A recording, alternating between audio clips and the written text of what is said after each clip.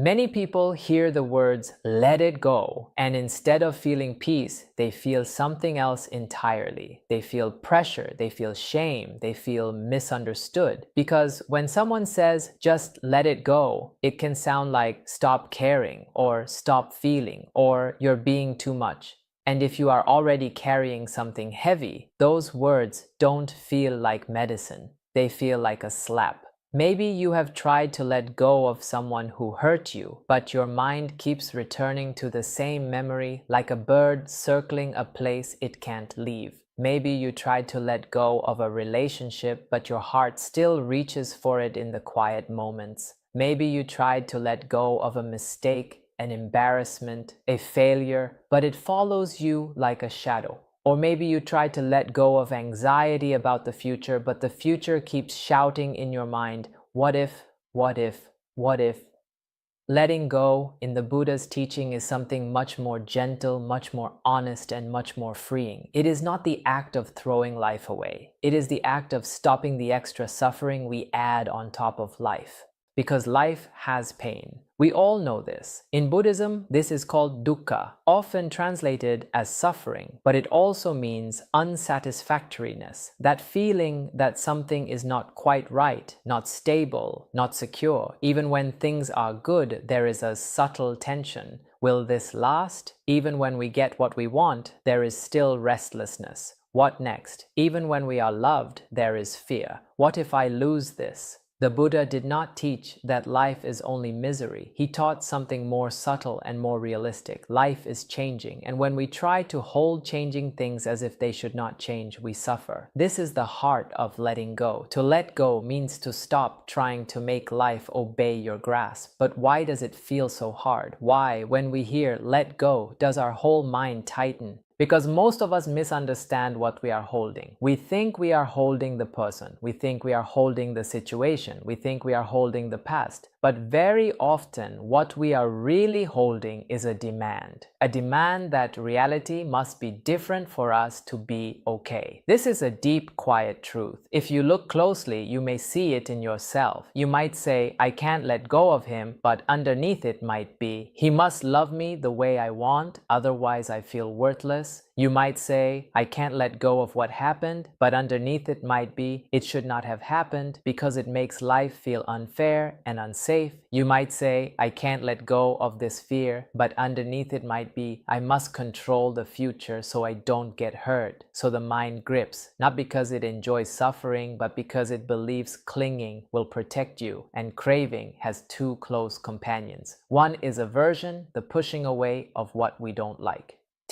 He other is ignorance, not seeing clearly how things really are. Craving pulls, aversion pushes, ignorance confuses. And between pulling and pushing, the mind becomes tired. The heart becomes tight. Life becomes heavier than it needs to be. So when Buddhism speaks of letting go, it is talking about relaxing this pulling and pushing. It is talking about seeing clearly what is happening and releasing the extra struggle we create. Now, I want to say something very important, especially if you have been hurt, if you have trauma, if you carry deep emotions. Letting go does not mean you should not feel. In fact, real letting go begins when you allow yourself to feel. Many people think letting go means getting rid of feelings. They think if they still feel anger, it means they have not let go. If they still feel sadness, it means they are weak. If they still feel longing, it means they are stuck. But feelings are not the enemy. Feelings arise naturally, like waves in the ocean. You cannot command the ocean to have no waves, but you can learn to not drown in them. You can learn to ride them with wisdom. Letting go is not pushing the wave away. Letting go is learning to stop building a second ocean of suffering on top of the first. Here is a simple image. Imagine you are holding sand in your fist. If you hold it gently, some sand stays. If you squeeze tightly, the sand slips through your fingers faster. The tighter you grip, the more you lose, and your hand gets tired. Your fingers cramp, your whole arm aches, and still you cannot win. This is how it is with life. Love is like sand. Youth is like sand. Praise is like sand. Control is like sand. Even certainty is like sand. A wise person does not stop holding the sand. They just stop squeezing it. This is what letting go is. Now, let's bring this into ordinary life, because Buddhism is not meant to stay in books. It is meant to meet you in your bed at night, in your kitchen, in your workplace, in your relationships, in your fears, in your mistakes. Let's look at a relationship example, because this is where many people struggle most with letting go. Maybe you care about someone, and you are not trying to be attached in a childish way. You are simply human. You love, you hope, you want connection, but something happens. They become distant, they don't reply, they change, they disappoint you, they choose someone else, or maybe they stay, but they don't love you the way you need. And your mind starts to spin. You check your phone again and again. You replay conversations. You search for hidden meaning. You imagine what they are doing. You try to fix yourself, or fix them, or fix the whole relationship. And deep down, it feels like your peace depends on them behaving a certain way. This is a very painful place to be. Now, what would most people say? They might say, just let them go. But that's too simple. And it can feel cruel, because you can't just switch off your heart like a light. But there is another kind of love. A love that says, I care about you, and I also care about my own peace. I will act wisely. I will communicate honestly, but I will not destroy myself by gripping what I cannot control. This is where letting go begins. Now, another daily life scene, letting go of a mistake. Maybe you did something you regret. Maybe you said something harsh. Maybe you missed an opportunity. Maybe you failed an exam. Maybe you made a decision that changed your life in a painful way. And now your mind keeps going back. If only I had done that. Why did I say that? I ruined everything. I can't forgive myself. I should have known better. This is one of the most common forms of clinging to the past. The past is gone, but the mind holds it like a knife and keeps cutting itself. Now, please understand, regret can be useful. It can show you what matters. It can teach you to be more careful. But endless self-punishment is not wisdom. It is suffering. In Buddhism, the wise response to a mistake is not denial and not self-hatred. It is acknowledgement and learning. The Buddha taught that we can purify the mind. We can change. We can begin again. Letting go here means you stop identifying yourself as the mistake. You stop saying, I am bad, and you start seeing a harmful action happened, and I can choose a better action now. This is very different. One is a prison, the other is a path. Now, another daily scene, letting go of control at work or studies. You may be someone who tries hard. You want to do well, you want stability, you want respect, you want to be seen, but the mind becomes tight. What if I fail? What if they judge me? What if I lose my job?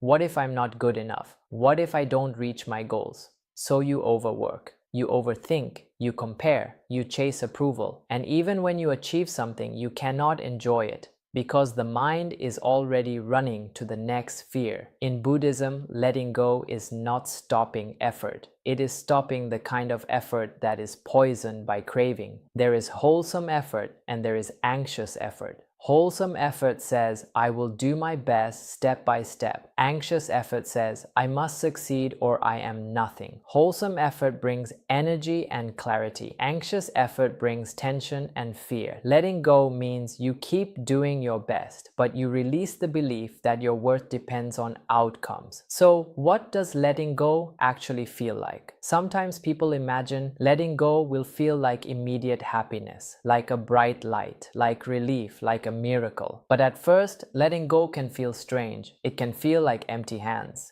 And empty hands can feel scary, especially if you have been gripping for a long time. Your mind might say, if I stop holding, what will happen? Your identity might feel shaky. Your familiar suffering might feel safer than the unknown space of release. Yes, even suffering can become familiar, like a tight shoe you've worn for years. It hurts, but it's known. When you take it off, your foot feels strange. It takes time to adjust. So if you begin to let go and you feel discomfort, don't think you're doing it wrong. Sometimes discomfort is simply the mind leaving an old habit. Now let's talk practically. How do we actually practice letting go in a way that is simple, kind, and real? We will go step by step, like walking a path through a forest. Not running, not forcing, just walking. The first step is to name what you are clinging to, honestly and kindly. This sounds simple, but it is powerful. Often we suffer, but we don't know what we are gripping. We just feel the tension. We feel the anxiety. We feel the anger. We feel the sadness. But the mind is holding something underneath. So pause for a moment and ask yourself gently, what am I holding on to right now? Maybe it is an outcome. Maybe it is approval. Maybe it is an apology. Maybe it is certainty. Maybe it is the idea of being right. Maybe it is the image of how life should be. Sometimes it is even smaller. It might be the need for someone to reply immediately, the need for a day to go smoothly, the need for your mind to feel calm all the time. When you name it, you begin to see it. And when you see it, you have a little space. In Buddhism, mindfulness is the beginning of freedom. Not mindfulness as a trendy word, but mindfulness as clear seeing. The second step is to separate pain from added suffering. This is one of the most practical teachings in Buddhism.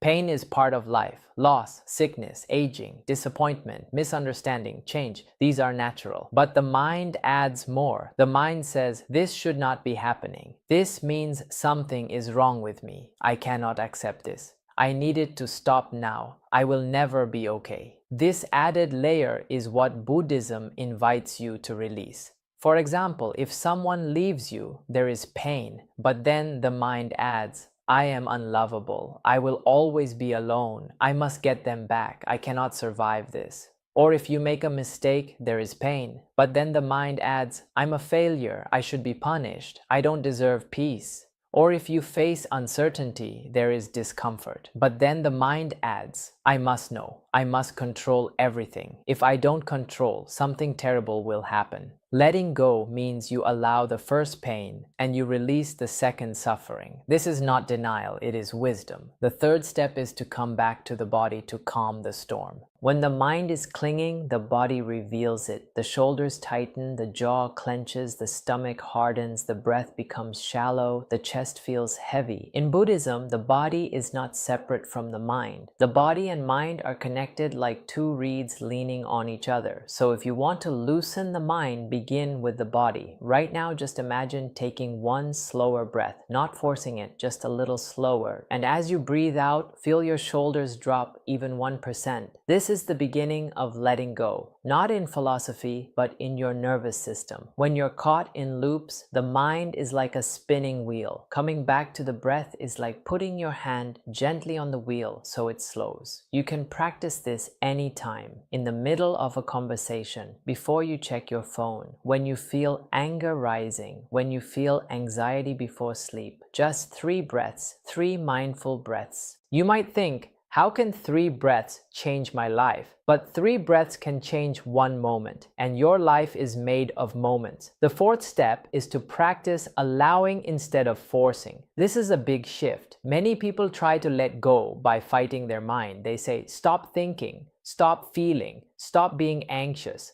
Why am I still like this? But this is more pushing. It is aversion. If you try to let go by force, you create tension. It's like trying to smooth water with your hand. The more you press, the more ripples you make. Instead, practice allowing. Allowing means you stop arguing with reality. If sadness is here, you allow sadness. If anger is here, you allow anger. If fear is here, you allow fear. Allowing does not mean acting out the emotion. It does not mean you become harmful. It means you let the feeling exist without making it your identity. You can say softly inside, this is sadness, this is anger, this is fear, this is longing. Just naming it can soften it, because the emotion feels most powerful when it is unnamed and unconscious. When you name it, you bring light into it. The fifth step is a simple, liberating question. Can I be with this as it is, just for now? Notice the words, just for now. The mind often refuses reality because it imagines it must accept it forever. If you are grieving, the mind says, if I accept this, it means I will never have them again. If you are anxious, the mind says, if I accept uncertainty, it means anything can happen. If you are hurt, the mind says, if I accept what they did, it means it was okay. But acceptance is not approval. Acceptance is simply admitting what is here. And you don't have to accept forever. You only practice for this moment. Can I be with this as it is, just for now? Can I allow this feeling for 10 seconds, for one breath, for 1 minute? This is how the mind learns, slowly, gently. The sixth step is to replace clinging with wise care. This is very important because many people fear that letting go means becoming passive. They fear it means doing nothing, tolerating everything, staying in harmful situations. No, that is not Buddhism. Letting go is not giving up your intelligence. It is freeing your intelligence. You can let go of clinging and still take action. In fact, your actions become clearer when you are not blinded by craving and fear. For example, in a relationship, letting go does not mean you accept disrespect. It means you stop begging for love while abandoning yourself. You can still communicate. You can still set boundaries. You can still leave if needed. But you do it from clarity, not desperation. In work, letting go does not mean laziness. It means you do your task with presence and you release the obsession with praise and the terror of blame. In your healing, letting go does not mean forget it. It means you stop reopening the wound with the same thoughts again and again. So wise care is this. You do what is skillful and you release what is uncontrollable. The Buddha taught the middle way, not extreme clinging and not extreme rejection, not addiction to pleasure and not self-torture, not blind hope and not hopelessness. Letting go is the middle way in your heart. The seventh step is to use small daily release practices that train the mind, because the mind is trained by repetition. If you have been clinging for years, you cannot expect one talk, one meditation, one insight to undo it instantly, but you can practice small releases. One practice is releasing the body. Each night before sleep, scan your body gently. Notice where you're holding, maybe the forehead, maybe the jaw, maybe the belly, and soften it slightly. Even 5% is good. As you soften the body, the mind learns softness too. Another practice is releasing the story. When you catch yourself repeating a painful story, pause and ask, is this thought useful right now? Not is it true, because it might be true, but is it useful right now? Sometimes the mind repeats true things in a harmful way. Yes, they hurt you. Yes, it was unfair. Yes, you lost something. But repeating it at 2 a.m. does not heal you. It only drains you. So you can say, not now, not as suppression, but as protection. Another practice is releasing the need to win. In arguments, notice how the mind wants to win. It wants to be right. It wants to prove the other wrong. This is a very strong form of clinging. Try just once to release that urge and choose peace. You can still speak your truth, but without the sharpness of needing to crush someone. Another practice is releasing expectations. Before you meet someone, before you start your day, notice your expectations. Expectations are not always bad, but they can easily become demands. Instead of, this must go well, try, I will do my best, and I will meet whatever comes with awareness. Now at this point, your mind might say something like this, but if I let go, I'll lose everything. This fear is common, so let's meet it kindly. The mind believes clinging keeps you safe, but look back on your life. Has clinging truly kept you safe, or has it mainly created tension? Clinging often does not protect, it only exhausts. Letting go does not mean you lose everything. It means you stop losing yourself. When you cling, you lose your peace, you lose your sleep, you lose your ability to enjoy the present, you lose your inner dignity. Letting go gives these back.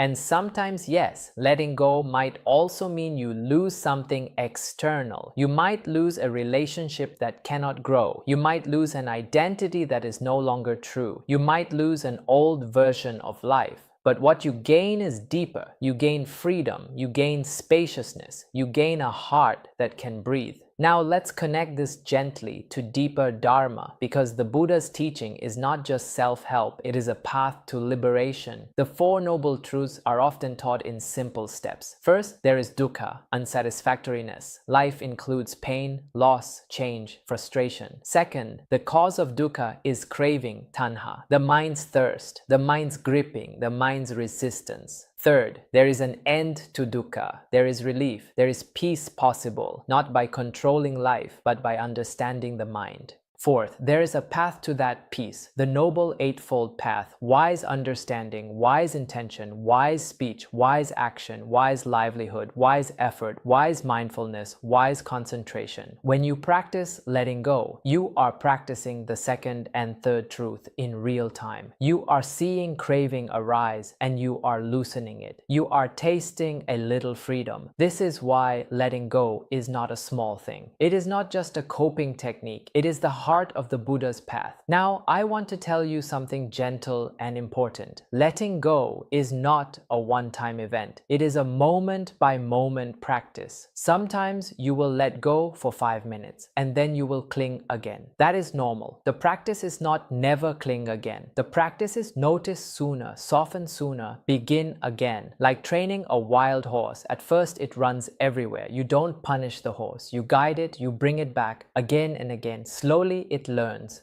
Your mind is like that. It is not your enemy. It is a habit, and habits can change. Sometimes letting go will look like forgiveness, not because the other person deserves it, but because your heart deserves peace. Sometimes letting go will look like grieving fully, crying, feeling, allowing the heart to break open, because grief is love with nowhere to go. Sometimes letting go will look like walking away, quietly, firmly, without hatred, because you respect yourself. Sometimes letting go will look like doing the hard work of healing, therapy, reflection, meditation, honest conversations, because letting go is not avoidance, it is truth. Let's talk about how you can know you are truly letting go, because sometimes the mind tricks us. Real letting go has certain signs. One sign is that you can breathe again. The chest feels less tight. The body feels a little softer. Another sign is you become less reactive. Something happens and you pause. You don't immediately send the angry message. You don't immediately spiral into fear. You respond more slowly with a little more wisdom. Another sign is you still care, but you suffer less. This is important. You might still love someone, but you no longer feel destroyed by their moods. You might still be working toward goals, but you are not constantly terrified. You might still remember the past, but it no longer controls your whole day. And perhaps the most beautiful sign is this: compassion grows. When you let go of your grip, you have more space in your heart, and in that space, you begin to understand others too. You see that they cling because they are afraid. They act harshly because they are suffering. This does not excuse harm, but it softens hatred, and it also softens hatred toward yourself. Now, I want to speak directly to you if you are someone who says, I tried letting go, but it didn't work. Please don't judge yourself. Letting go is not like deleting a file. It is like untangling a knot. Sometimes you pull the wrong thread and it tightens. That's okay. You learn. Sometimes you will need to let go in layers. First, you let go of the fantasy that it will be easy. Then you let go of the belief that you must be perfect. Then you let go of the demand that you should be healed by now. Then you let go of the idea that you are alone. Even the desire to let go perfectly can become clinging. So be gentle. Be very gentle. A simple practice you can start today is this. When you notice yourself gripping a thought, gripping a person, gripping a fear, pause and do 3 things. First, breathe and feel your body. Where is the tightness? Second, name what is happening. Clinging is here, or craving is here, or fear is here. Just name it softly. Third, offer yourself one small release. Relax the jaw, drop the shoulders, soften the belly, unclench the hands, and whisper inside, just for now. Just for now, I will not fight this moment. Just for now, I will let life be as it is. Just for now, I will not add more suffering. And if you can do that for one breath, you have practiced letting go. Now, tonight, if you are listening to this and you are carrying something heavy, I want you to know something. You don't have to solve your whole life. You don't have to figure out the future. You don't have to force your heart to be ready. You only have to soften your grip for a moment. Because peace is not a big achievement. It is often a small release. And as you practice small releases, the mind begins to trust. It begins to see, I can survive without gripping. I can breathe without controlling. I can live without demanding. This is freedom. So I invite you gently to practice letting go today in one small way. If you are holding on to anger, can you loosen it by 1%? Not to approve what happened, but to protect your heart. If you are holding on to fear, can you return to the breath for 3 slow breaths and remember that the future is not here yet? If you are holding on to a person, can you wish them well and also wish yourself well and remember that love does not require chains? If you are holding on to a mistake, can you forgive yourself enough to take one wise step forward? And if you are holding on to the idea that you must be okay all the time, can you let that go too and allow yourself to be human? In Buddhism, the path is not about becoming a perfect person. It is about becoming a free person, free from unnecessary suffering, free from the tight fist, free to love without fear, free to live with a soft, brave heart. May you learn to hold life gently. May you learn to let feelings come and go without drowning in them. May you learn to act wisely without clinging to outcomes. May you be kind to yourself in your healing. May you be happy. May you be peaceful. May you be free from unnecessary suffering. Namo Buddhaya. A quick question. Are you having sleepless nights because of these heavy loads of thoughts that are coming and looping inside your mind? Or are you someone who is imagining the worst case scenarios all the time whenever you are going to do something new? Or are you someone who is worrying about